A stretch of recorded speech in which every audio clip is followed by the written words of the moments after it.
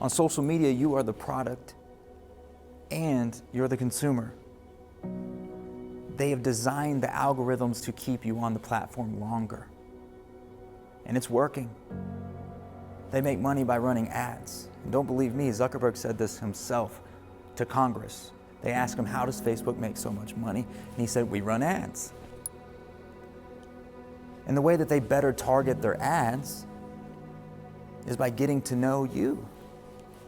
They see what you click, they see what you like, they see what you comment, they see what you share. And they're like, look, let's send them more of that.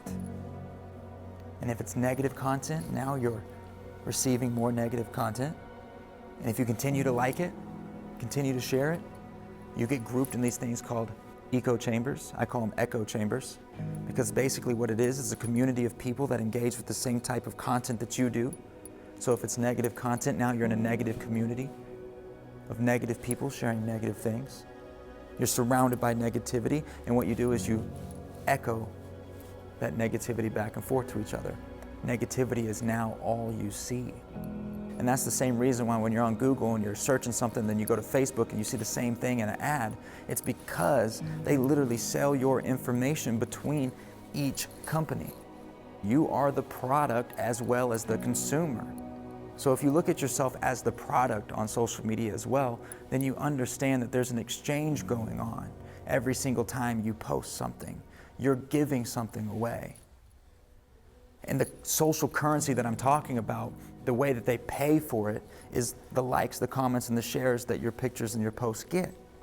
Those attribute to your value as a person. And I'm talking in the realm of social media. None of this is real in real life.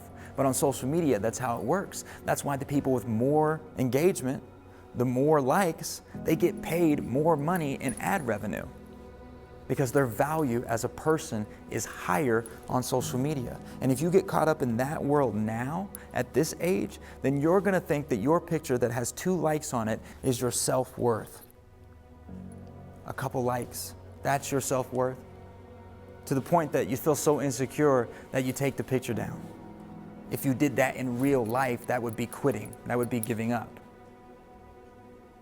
Every single time people don't walk up to you and say, hey man, good job, congratulations. Every time you don't get that instant gratification, you think that you're not doing exactly what you need to be doing, you're not doing good enough, or that you are not good enough in general, and then you quit and you just give up.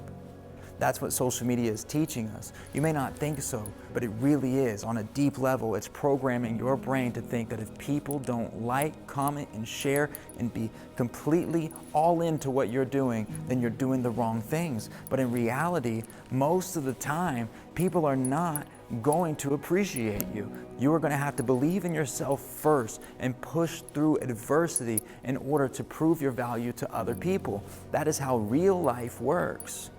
I know that's a rude awakening for a lot of people, but you're going to have to be your biggest fan first. You're going to have to believe in yourself first before anybody else.